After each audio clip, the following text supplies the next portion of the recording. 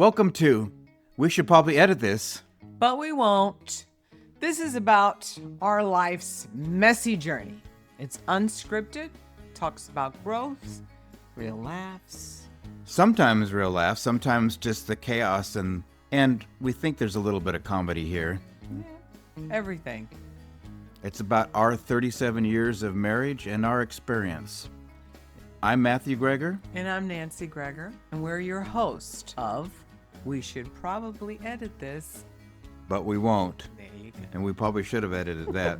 So, here's our next episode. Yes. Hi, this is the second episode of 2026. Ooh. So, what is our subject today? Or do we need to have a subject at all and just talk? Ramble? I don't know if we want to ramble. I think we were going to be discussing the... See, this is what happens when you get older. We make these decisions earlier on. Right after church, we had some good ideas.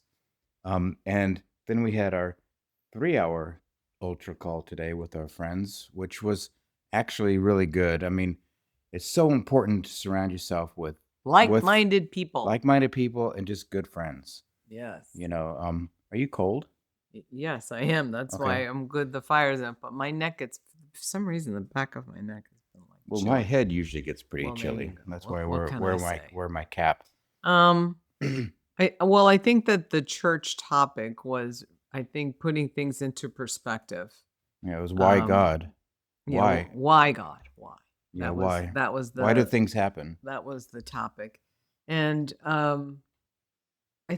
I think when you look at it, when you're in the moment, or sometimes you're in that messy middle, it can be hard for you to see where that's going to take you, and why do you have to go that particular path?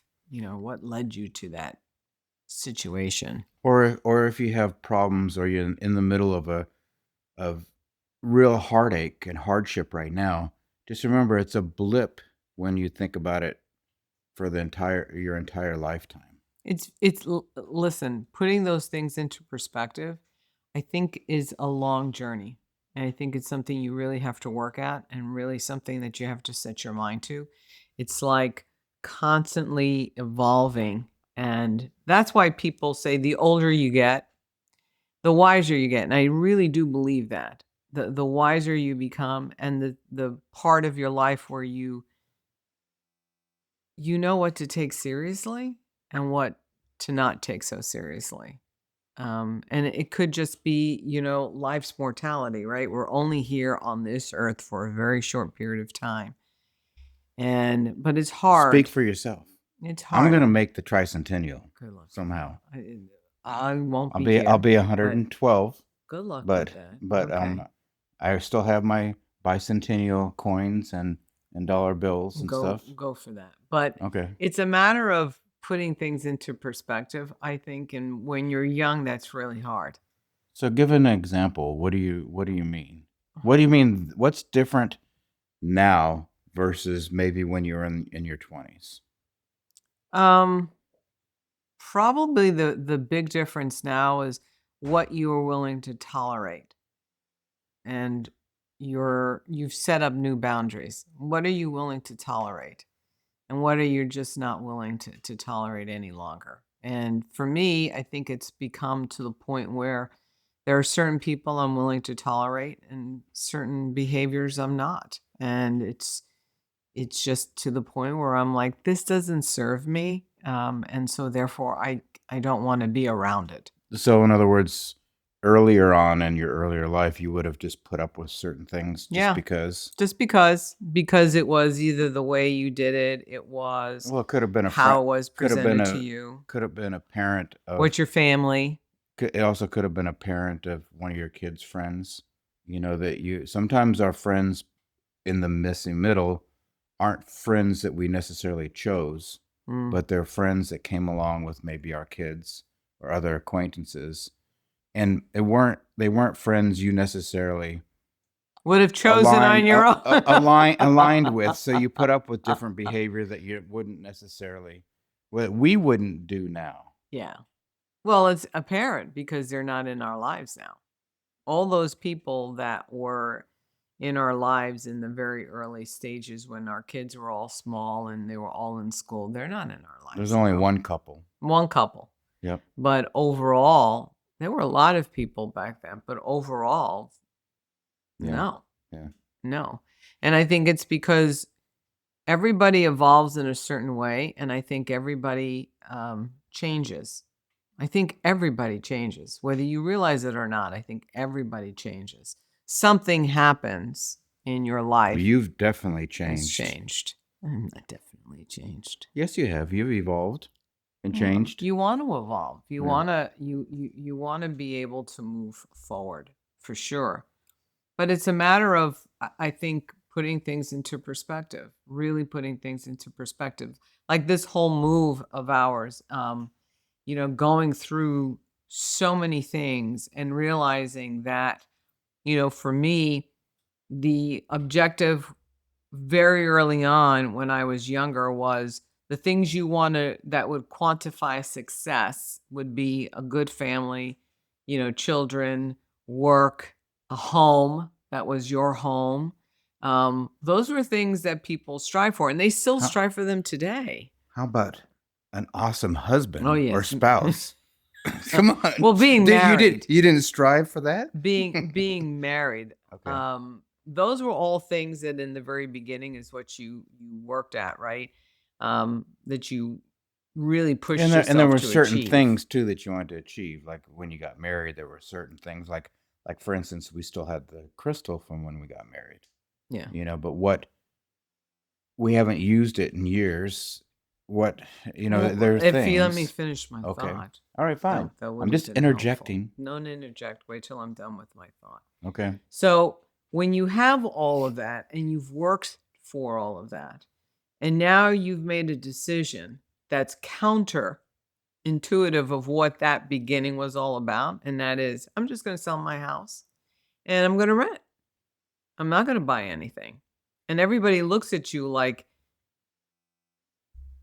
are you okay? Are you losing your house? Has something dramatically occurred? Because why, in your right mind, would you sell your house? And I think to some extent, I was battling that particular problem. I was battling in my head. Why? Why am I doing this? I look at my house and what we've achieved since we decided to put the house on the market. And you sit back and we sent the link out to everybody, and everyone looks at the house and says, "My God, it's beautiful. You guys did a beautiful job." And I'm like, I know. especially when you look at the listing and the photos that They look so good. when we bought the house, the difference between what it was and what it is now. Yes, It's a big difference. Just shows But quality of the work we can do. The objective of it all is that you've worked that hard, you've achieved that, and then I kind of sat back and said, well, it's not my first house. This is my third house that I've purchased, renovated, sold, purchased. It's not our last renovated. house either. And no, it's not. But it's the mindset that if you've done it repetitively, there's nothing to say you won't do it again. Mm-hmm. It's more or less the moment and the satisfaction that it's bringing us now is that it's taking us to that next level of where we really needed to be. And who knows where we're going to go? We still don't know where we're going to go. I mean, we've committed to 2 years in the same town we're living in. Right. Then after that, who knows? Who knows? Maybe this podcast will kick off.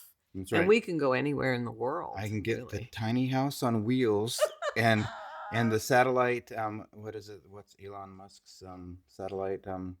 Starlink. We can get Starlink, and we can go anywhere we want. So we'll have the tiny house on wheels, and then we'll have the tiny house on a boat, and then we can go anywhere. Those are so not my determination. So maybe Mr. Gregor's going to be doing we can that. Then it defeats the purpose. Then it defeats the purpose. Yeah. So that's not my purpose. But we do want to try. We did agree to at least maybe try a week of each. Mm. like renting one of those tiny little houses on wheels, or like a small boat, that we could try I've sleeping on. already made myself very clear on the size of boat that Okay, I well, need to I have. mean, when I So say when you small, say I small, don't that mean a doesn't include cruise me. ship. I don't mean a cruise ship. I mean a decent ship that we could try. I Uh, mean, I don't want to invest or do something like that in that either without knowing whether or not that I actually want to sleep like this. yeah, I don't know about that. I With have a little motion rocking sickness motion. already. I don't think I Oh, could you've handle done pretty good. You haven't it. had it in a while. You No, really haven't. We've flown quite a bit, and you haven't had to put your little funky bracelet on. my little funky bracelet Yeah, things on yeah, to you've the been okay. pressure point. Yeah. Yeah. No. But so it's I think like I said, it's putting things into perspective and kind of saying to yourself, is this really something that you should be overly concerned about, or whether or not you're making the right decisions or not? Um, So, what are you looking forward to for this year? I'm looking forward to some traveling, but as much as I want to be able to travel, there's still restrictions to that, and that is we both have jobs that limit The amount of your time? amount of time that you can take off. Um, so it has to be very, very Strategic and planned. correct. And it has to be budgeted because we also agreed with this process that we are going to set aside money to travel. We're not going to use credit cards. We're not going to use funds we don't have. Correct. If we don't have the So money, you don't go. right. So no. Yep. So it's kind of like that. I'm definitely looking forward to doing more Well, we know of. we have one trip for sure. That's to San Diego. To me, that's almost like a work trip. It's not necessarily what I would call a A vacation, chosen or destination. yes, a Okay. chosen. It's not a chosen destination. If you had asked me, "Hey, do you want to go to California for the 20th time?" I would have said, "No, I'm done with California. I've gone to San Francisco, up to Napa, all the way down, Well, no, we San just it's Diego, L.A. or yeah. LA, Santa Well, I still Barbara, like the coast. Malibu. I'm done. Okay. What about you? What about me? What? What are you thinking for 2026? Well, for 2026, I also am looking forward to traveling. What I think I'm looking forward to the most is just a little, not relaxation's not the right word for it, but less responsibilities. Um, just coming home and knowing that I don't need to do any projects when it Mm. comes to like house projects or things like that. Um, I am looking forward to getting back into finishing my audiobook, which I might actually be able to do now because we're pretty much in a wait and see mode for a little bit before we start packing. So we have a few weeks Yeah, before, we have a couple of weeks yeah, before we and we have to start finish that. the basement just a little bit, which we might be able to do after this. But I want to. I think I should have some time to actually start finishing up. Maybe even finish my recording before we move. Mm, So mm. that would be my goal to get that going, and then exploring what we can do here with this podcast and building out maybe an event, actually starting to promote it more. Hey, if you're actually listening, please share. We should probably edit this. But we won't. It's, and if you have comments or you think that Other we topics you want couples to discuss. We'd certainly be interested in hearing what and if you want to you have. appear on the show with us, please Oh, let us know. that would be fun. Yes. So much fun. Yes. So I'm looking forward to kind of a reset. I think that's the way to do it. I feel like this process has been a purging process a little bit, Mm-hmm. and making me really realize what's really important. I do want to set up a group coaching for those less fortunate, whether that's through a nonprofit, through the church, through some organization that I can work with either young men or young people to really help them get a direction of where they want to go. So that's where I'm going to be focusing my coaching on this year Mm. as a give back. And then we'll see where it goes from there. Yeah, that sounds good. I think that sound. I think that's more exploring, especially with the church and what other things we're going to Hmm. be doing. I know we're going to take Um, one course with them. with So that, we'll have to see where that leads us to. We're certainly enjoying going to church every yeah, Sunday. I think that's been a great aha that we finally found a place that we feel very comfortable in and enjoy going. Like even then it's snowing. We yeah. still went. I know it was like a 50-50 chance. Do we go or do we not? Yeah. And it was really good that we did go. Yes. It's really set the day, especially compared to yesterday. It set the day off to a really good tone. Yeah. Yesterday was more of a challenge for us. Yesterday was a challenge. And sometimes you wonder, are you reading the room? Did we read the room correctly? Yeah. Or are we just not reading it correctly and just pushing Well, through? it lines up with those setbacks or those moments that you feel like are oh my God, what's But your happening? setbacks are your setups. Yep, for something else, and I'm not sure what that was exactly Well, yet. we set up because once we finished what we needed to finish, the really main objective of yesterday, we did. Yeah, Did so we we got rid of the garbage that we had piled up, and we took all donate the all the donations? wait, no, we didn't at first. We got rid of the garbage, and then that's when we discovered that my water pump in my car went out. Even though I have a magnificent mechanic, our son, he can't do anything with it until he gets the car. I have to get the car towed to a shop.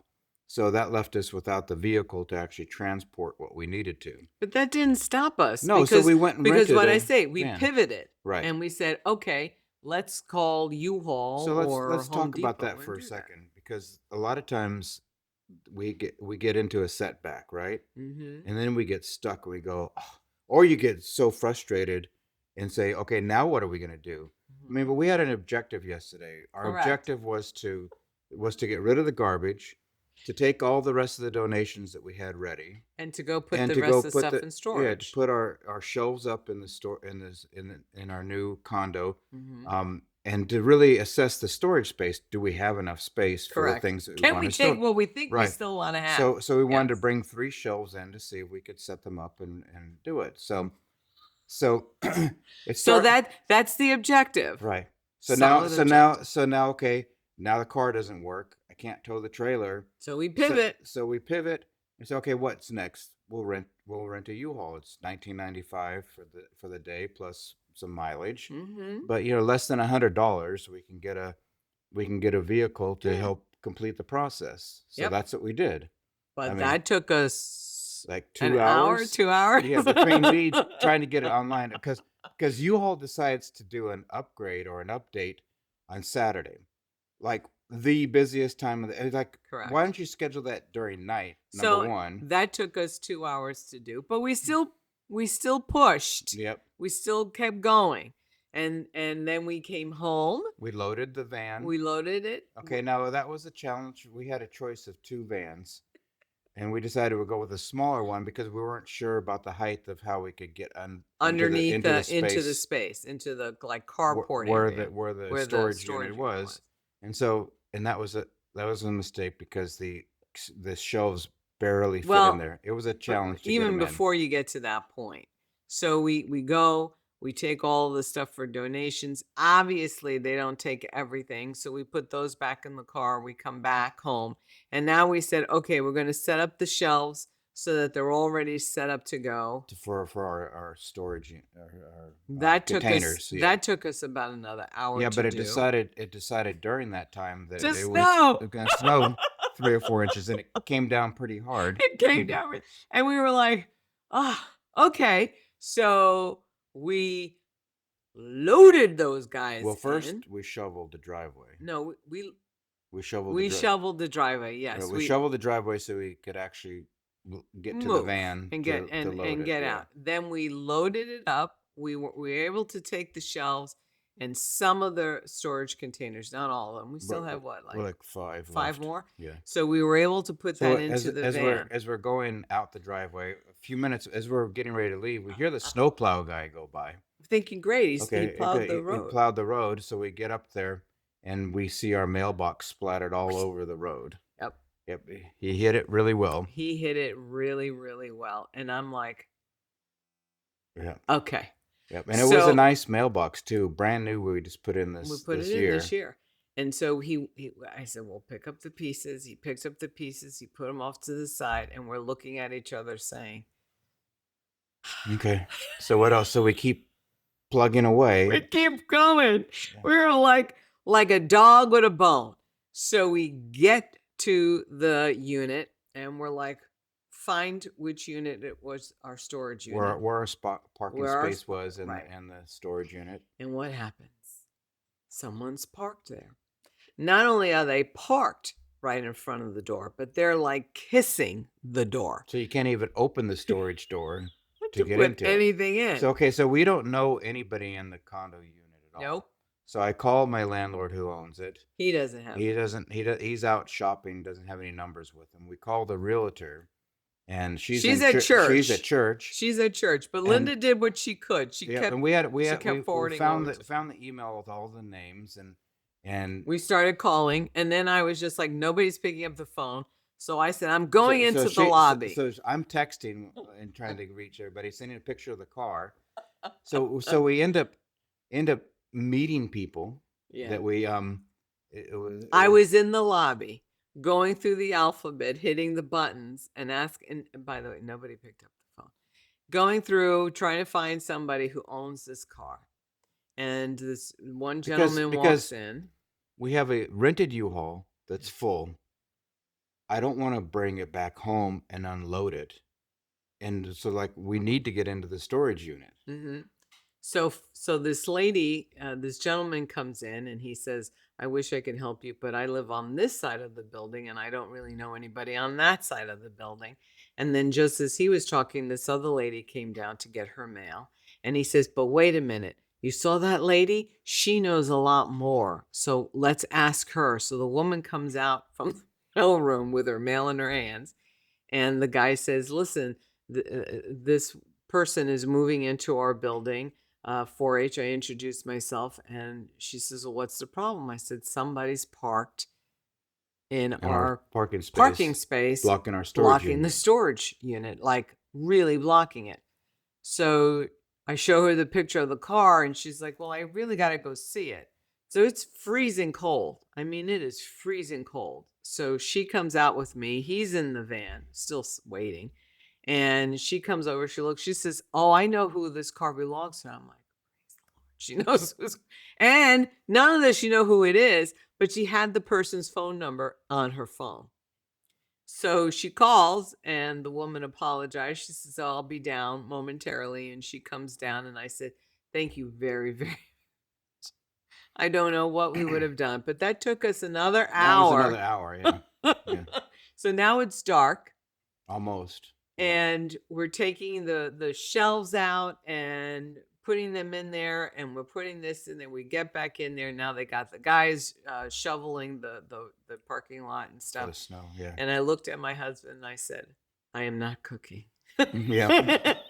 Well, I mean, the good news is that everything fit well, and we actually have more room than what I first thought. So that's did good. Did we run into complications and things? Yes. So we could ask, why God? Why? What happened? I mean, we just kept persevering. But we kept pushing on, and we got through the day, and then we ended up went to a really nice Chinese restaurant. Yep. Had dinner and came home and finally thawed out because we were both frozen. Yep. From being outside and doing all the outside work. I think it was a combination because when you're shoveling, you sweat. And if you're still filled, have all your clothes on, and then you kind of thaw out, so then you get cold. Yeah. And like, you got cold. You got cold, not necessarily from wind, but just from your own body temperature, feeling sweaty and really hot. It probably would have cold. It would take us maybe 15, 30 minutes at the most to like set up and it just in there, and like I was waiting outside. I mean, I sat in the van while you were there, and I was texting people trying to reach them, but still I'd get out sometimes, and I was like, it was just a cold day yesterday. It was a cold day yesterday. But I think what we learned, and sometimes that's probably one of the differences maybe now versus what I would have been in my early 20s. Yeah, you would have flipped out. I would have Several just times we would have flipped out and not done we're anything. not moved Okay, the on. car's broken. Now what? Oh my We're God. done. What do we do? Yeah. We're done. There's no way we can continue. Right. And each challenge that presented itself, we would have just said, forget it. But we just kept pushing and just kept pushing because we needed to finish. We needed to get certain things done. Well, that's kind of like this whole process has been, right? Yeah. Because I mean, I can remember it started off with we had so much stuff and different things. I had scaffolding, I had all this wood and stuff. So I get it all out, I stack it up. Originally, we were going to do like a Tag one sale. weekend tag sale. Yeah. And then a big snowstorm hit, and we realized, do we really want to deal with this time of year? Maybe the lesson is never sell or buy during the winter time. I don't know. It But depends, yeah. really. This for us this year, 2025, before the latter part was cold We haven't had this much snow since we've in a lived here. while. Yeah, since we've lived here. Yeah, since we've I don't. lived here. It's So been one of those years that it this come- was the year it- that it decided to, just But it down was just like 6 inches of going back to snow. that. I was like, how do we get rid of this stuff? How do we do it? It's just perseverance and pushing. It's like what I told my son, who's overwhelmed with work. I said, you know how you eat an elephant? You do it one bite at a time. And you just have to keep doing one bite at a time until it's all gone, until you've done what you needed to do. Will it be challenging? Will there be bones in your way of eating that elephant? Yes. But you got to keep pushing. You got to just keep taking it and not overwhelming yourself by saying, Oh my God, I got to get this done now. or I got to get it all done right now. Right now, or this is too big of a task. Mhm. If we look at it from that perspective, it is. And it tends to weigh heavy on people, and people just say, I can't do it. And then they don't. But really, truly, probably the biggest thing is continue on your quest. Right. Really stay on that line. And that's probably something that maturity, I think, at least for us, it brought, let me say that, at least for me, it brought that clarity. You can And say it's for like, us. one step at a time, one moment at a time. Sometimes you forget just- that when you're in it, and you have to like sit back or get Oh reminded. no, when I'm in it and I'm frustrated, you'll hear me say, please, baby Jesus, help me. Or this has got to, and There might be some explicit words. yeah, that there come might be a flying. few.